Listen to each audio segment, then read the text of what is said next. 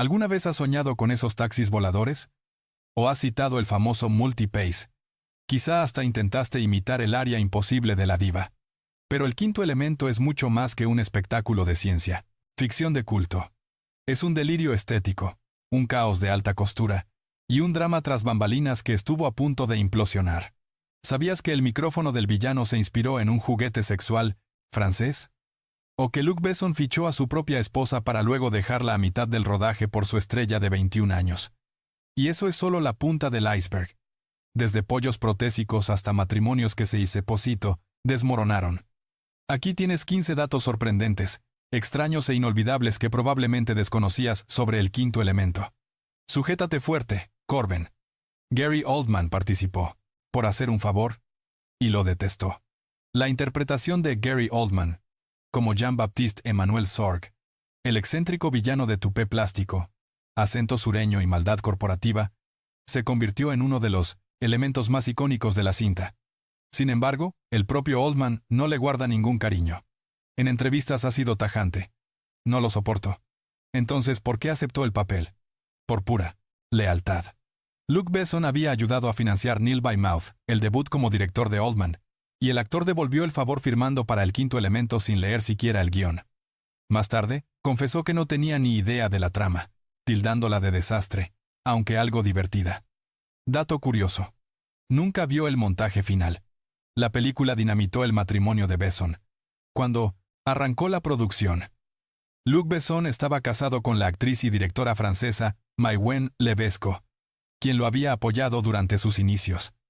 En un giro digno de su propio guión, Maïwenn encarnó a la diva Plavalaguna, la misteriosa cantante de ópera azul, mientras Besson caía rendido ante Milla Jovovich, de 21 años, quien daba vida a Leeloo.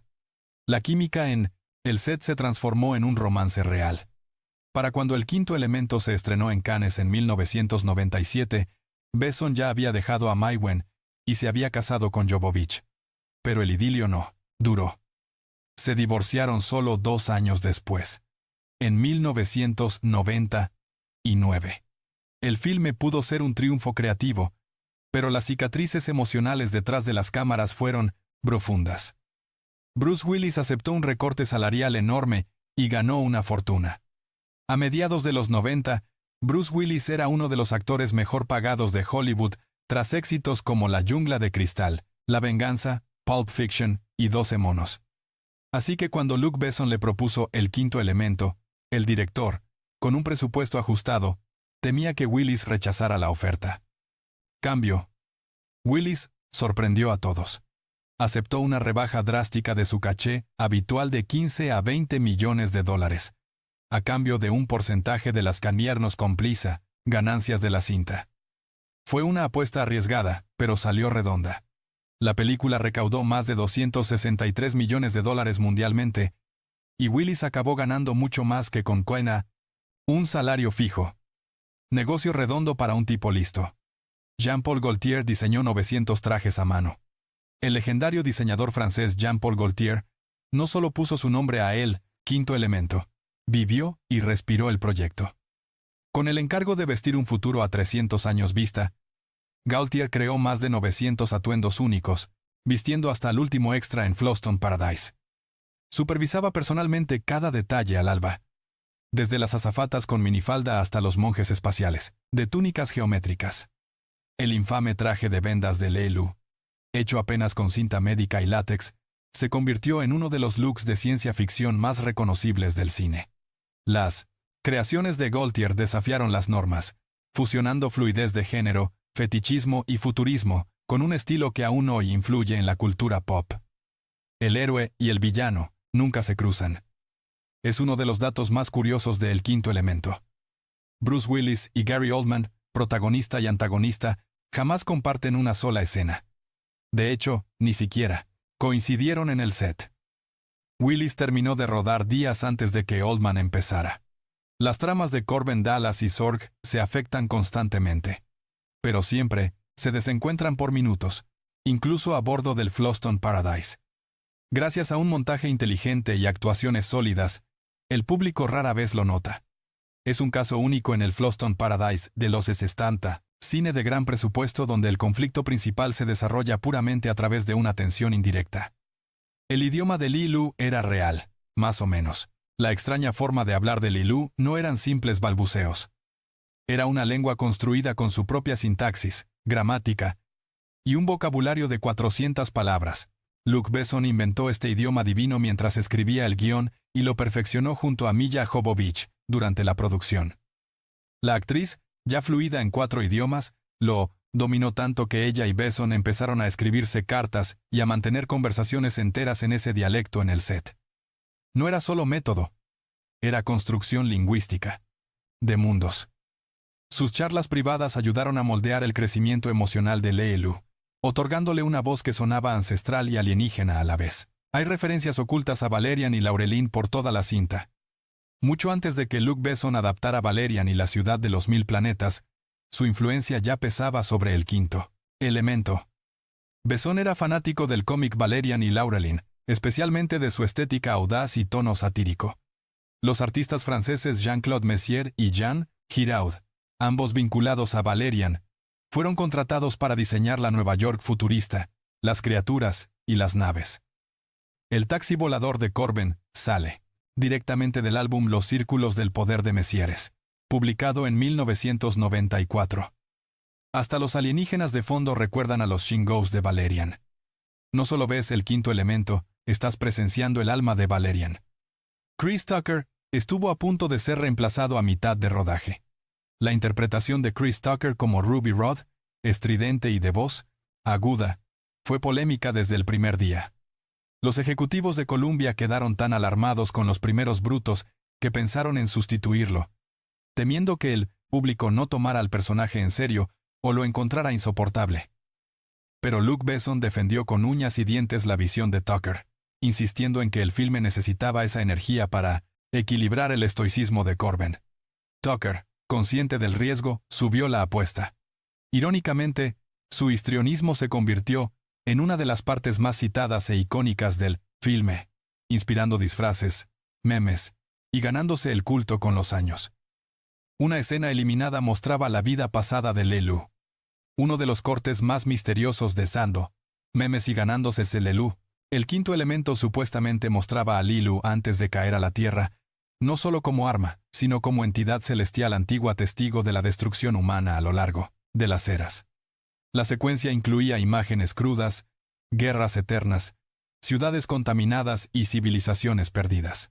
Diseñada para explicar por qué Li-Lu dudaba en salvarnos, fue descartada por ritmo y tono. Solo sobreviven algunos guiones gráficos y bocetos. Pero los fans especulan que habría profundizado enormemente su arco emocional.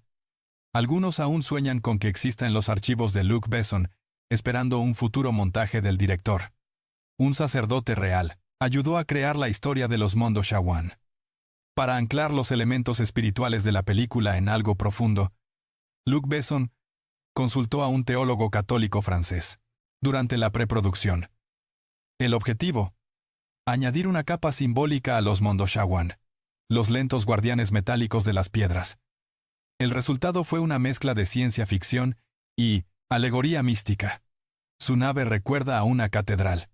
Su caminar imita procesiones religiosas y su misión evoca un juicio divino. El sacerdote asesoró incluso sobre el simbolismo geométrico, originando el recinto cruciforme del santuario y al supremo quinto componente simbolizando el afecto celestial. Aunque es un detalle leve, fortalece la esencia mística de la cinta. El ave que ingiere Li-Lu era sintética y Jovovich la detestaba. Aquella secuencia feliz donde degusta un asado perfecto salido del horno del futuro resultó, tras bambalinas, algo nada delicioso. La pieza era de polímero esponjoso, coloreada con realismo y bañada en glicerol para simular ese lustre oleoso y apetitoso. Milla Jovovich se vio forzada a simular deleite en repetidas grabaciones, aunque después admitió que fue de las experiencias más desagradables en el set. Fue repugnante, comentó a la prensa. Sentía náuseas constantes. El lente lo esconde eficazmente, mas el instante del banquete quedó como prueba de que la fantasía fílmica suele tener un sabor atroz. El costo de producción fue tan elevado que por poco arruina a Gaumont. Al rodarse, el quinto elemento ostentaba el récord de la cinta más costosa ajena a Hollywood, manejando fondos inmensos que oscilaban entre 90 y 100 millones de dólares. La casa productora Gala Gaumont cargó con casi todo el peligro, jugando sus cartas a la idea de Luc Besson, lo que casi los aniquila. La tensión era inmensa. Si el Loracenesera, largometraje fallaba, la firma de cine más longeva de Francia enfrentaría la ruina total. Para sobrevivir, requerían un triunfo global gigantesco.